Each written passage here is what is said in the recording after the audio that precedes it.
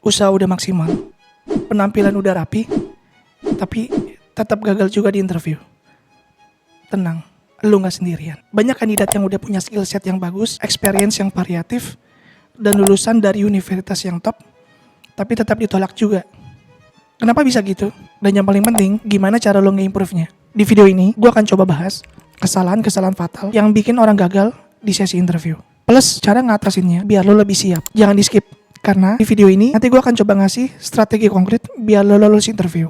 Plus, bocoran dari pertanyaan-pertanyaan yang biasa ditanya sama tim HR. Oke, berangkat dari problem statement. Kenapa gue angkat ini? Karena gue itu pengen coba menyelesaikan masalah kalian yang memang punya masalah ketika melakukan sesi interview. Gue biasa nemuin beberapa kesalahan fatal yang dilakukan sama kandidat ketika gue interview. Dan gue rasa ini juga udah jadi masalah besar.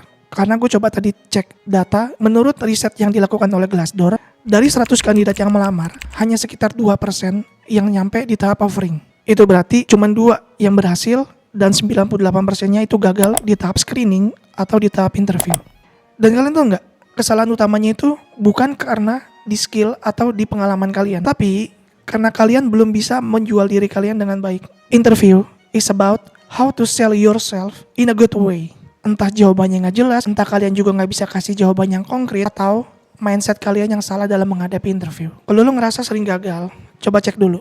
Kira-kira lo ngelakuin 5 kesalahan yang ada di sini nggak? Yuk, coba kita bahas 5 kesalahan yang biasa dilakukan oleh kandidat ketika interview. Kesalahan yang pertama, kalian nggak riset soal perusahaan yang kalian lamar. Terutama buat fresh graduate. Biasakan kalian tuh selalu searching benar-benar soal perusahaannya. Pahamin soal visi, misi, working culture mereka, plus perusahaannya bergerak di bidang apa. Kalau kalian mau dapat nilai plus, kalian juga bisa elaborasi tentang success story dari perusahaan tersebut. Plus produk-produk apa aja yang mereka jual. Tahu nggak kenapa ini very essential?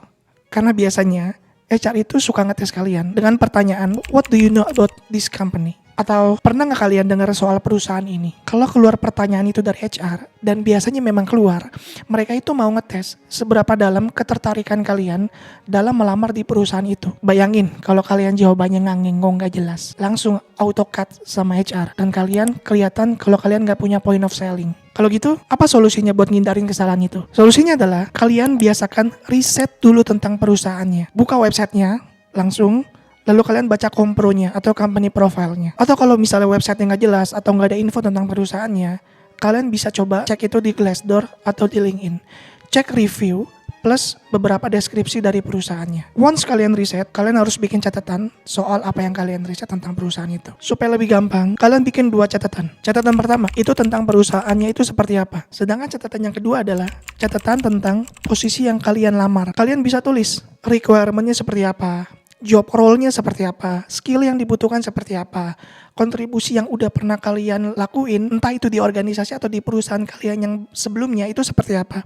Tulis. Jadi nanti kalian benar-benar gak buta dan punya guidance ketika nanti kalian jawab pertanyaan dari HR mengenai job role yang kalian apply. Kesalahan yang kedua, jawaban gak jelas atau gak konkret karena kalian gak pakai STAR method. Buat yang belum tahu, apa itu STAR method? STAR method itu adalah situation, task, action, result. Jadi ngebantu kalian supaya kalian bisa ngejawab pertanyaan dengan structural. Biasanya STAR method itu kalian bisa pakai untuk ngejawab pertanyaan HR yang sifatnya technical atau lebih ke tim isu. Contohnya HR pernah nanya bagaimana kalian mengatasi konflik dalam tim. Supaya jawabannya lebih terstruktur, kalian bisa pakai metode STAR. Memang susah, tapi HR akan ngeliat ini sebagai satu poin plus karena ngelihat kalian bisa menjawab pertanyaan secara terstruktur, nggak ngalur ngidul kemana-mana. Terus solusinya gimana? Solusinya adalah yang pertama, kalian harus latihan how to self introduction. Ini yang paling penting. Self introduction adalah suatu momen yang sangat krusial dalam interview. Usahain durasinya nggak lama, paling lama 1 atau 2 menit. Nggak perlu kalian jelasin semua, cukup yang esensial aja atau yang memang relevan dengan posisi yang kalian lamar. Ada satu teknik bagus dari sebuah buku yang pernah gue baca.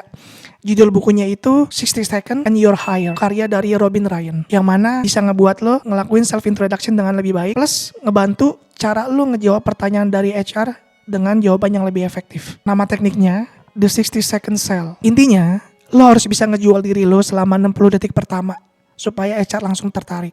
Caranya gimana? Nih, gue kasih lo tips biar lo gak panjang-panjang baca bukunya. Ada 3 poin yang kalian bisa tulis sebagai framework, sebagai selling point kalian. Kalian kayak buat skrip aja, gak usah panjang-panjang, untuk menjelaskan kalian secara menyeluruh tapi dalam bahasa yang singkat. Yang pertama, pengalaman lo secara singkat. Buat fresh graduate yang memang belum punya pengalaman, cukup tulis skill kalian serta pengalaman kalian dalam berorganisasi. Waktu itu, gue juga pernah dapat kandidat yang memang fresh grad belum pernah punya pengalaman.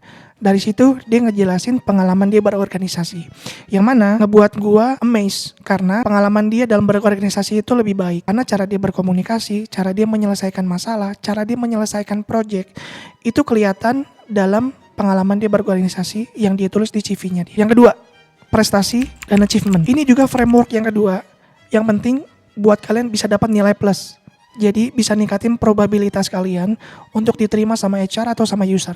Terus contohnya gimana? Contohnya kayak gue misalnya sebagai data analytics. Achievement yang pernah gue buat itu adalah misalnya gue berhasil meningkatkan efisiensi dan menaikkan company revenue growth sebesar 30% dari data analisis yang pernah gue buat serta insight yang pernah gue kasih ke manajemen sebagai salah satu selling point kalian juga ke HR. Solusi yang selanjutnya, latihan jawab pertanyaan pakai metode STAR biar jawabannya lebih konkret, lebih mudah dipahamin, dan lebih terstruktur. Kesalahan yang ketiga, tidak menunjukkan antusiasme atau ketertarikan kalian kepada perusahaan yang kalian lamar. Banyak yang jawab pertanyaan dari HR udah kayak robot, template, sekedar butuh kerjaan aja, nggak benar-benar menunjukkan ketertarikan kalian kepada perusahaan yang kalian lamar. Poin ini yang bikin HR juga males untuk nge-hire kalian atau nge-proses kalian ke proses yang selanjutnya. Muka lemes, ekspresi datar, nggak cuci muka dulu, atau nggak mandi dulu, itu semua penting di mata HR. Udah kayak kita jual barang aja ke orang lain. Kalau misalnya kita pas jual barang ke orang lain, nunjukin ekspresi yang biasa aja, nggak ada antusiasme,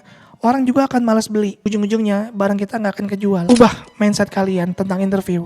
Dari awal mindset kalian soal interview itu, gimana kalian duduk, terus kalian ditanya oleh interviewer. Jadi mindsetnya itu adalah bagaimana kalian menciptakan komunikasi dua arah yang baik. Dengan begitu, interview akan lebih santai dan kalian bawanya nggak tegang atau nggak nervous. Pernah loh, gue dapat kandidat yang memang nervous abis ketika gue interview.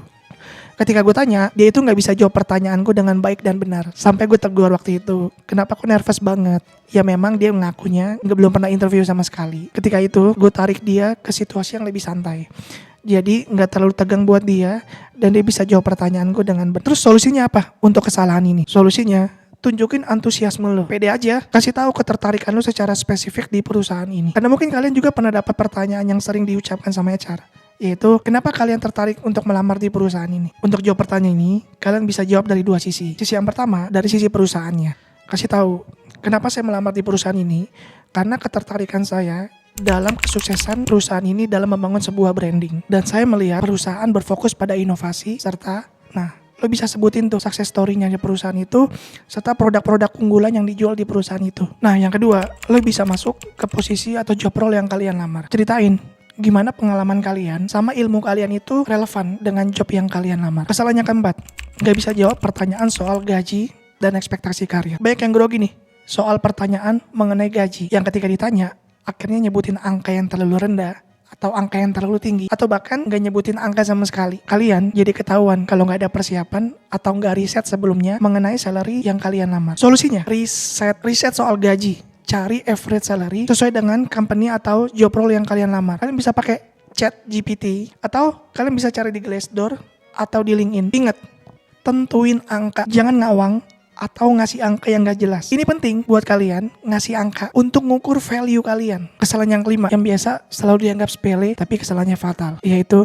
nggak nanya di akhir sesi interview. Di akhir sesi interview, HR itu sering nanya, ada pertanyaan yang mau ditanya kepada kami atau apakah ada pertanyaan yang bisa ditanyakan? Itu lagi-lagi biasanya HR itu lagi ngetes tentang curiosity level kalian terhadap perusahaan maupun posisi yang kalian lamar. Oke, terus solusinya apa? Solusinya, ya tanya dong bos. Inti dari pertanyaan itu adalah gimana kalian bisa menggali rasa penasaran kalian sehingga HR tuh melihat kalian tuh benar-benar penasaran sama job ataupun sama perusahaan yang kalian lamar. Lu bisa tanya mengenai posisi yang lo lamar. Satu, apa sih success matrix yang bisa dipakai untuk mengukur performance saya dalam 3 atau 6 bulan ke depan? Masuk ke pertanyaan 2, lo bisa tanya soal working culture. Pertanyaan ketiga ini lebih ke diri lo sendiri. Lo bisa tanya, peluang karir seperti apa yang saya bisa dapatkan terkait dengan pengembangan diri dan pertumbuhan karir saya selama saya bekerja di perusahaan ini. 5 kesalahan tadi Itu barusan ada 5 kesalahan fatal yang biasa dilakukan oleh kandidat interview. Dan gue harap dari solusi tadi yang gue kasih, itu bisa ngebantu kalian supaya kalian bisa belajar dari kesalahan dan kalian bisa lolos di interview berikutnya. Sekarang kita masuk ke summary dan call to action. Summary yang pertama, gagal di sesi interview bukan berarti kalian bodoh atau kalian gak layak. Bisa jadi kalian cuman harus ngebenerin cara kalian berkomunikasi, strategi jawab pertanyaan dari HR, plus bagaimana kalian bisa menjual diri kalian di depan HR. Summary yang kedua, riset dan latihan jawab pertanyaan dan self introduction. Ngomong aja depan kaca, nggak apa-apa.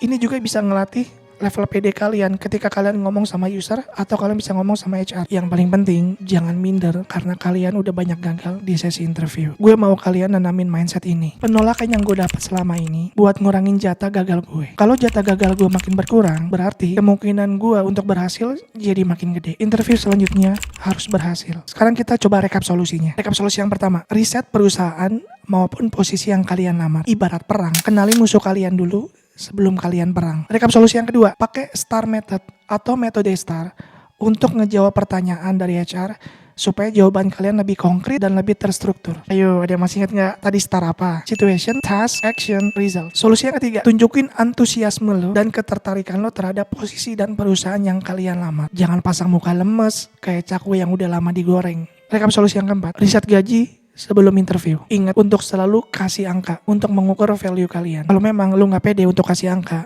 lu bisa kasih range. Rekap solusi yang kelima, yang sering dianggap remeh sama kandidat, padahal ini paling krusial, yaitu nggak nanya di akhir sesi interview. Jangan lupa untuk nanya maksimal 3 pertanyaan. Dan yang paling penting, jangan pernah kalian tanya ke HR, bagaimana perasaan bapak atau ibu ketika ditolak wanita yang dicintai. Kalau lo udah capek gagal interview terus, jangan nyalain keadaan. Ingat, belajar dari 5 kesalahan tadi dan lakuin solusi yang tadi udah gue jelasin. Dan ingat, menurut riset dari 100 kandidat pelamar cuma 2% yang lolos.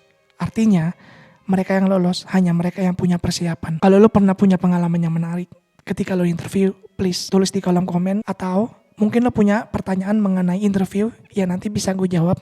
Gue akan bantu jawab di kolom komen. Seperti biasa, terima kasih untuk semua yang menonton video ini sampai habis. Jangan lupa klik like, subscribe, dan notification supaya kalian gak ketinggalan video-video gue berikutnya. Semangat terus pejuang rupiah. Bye-bye.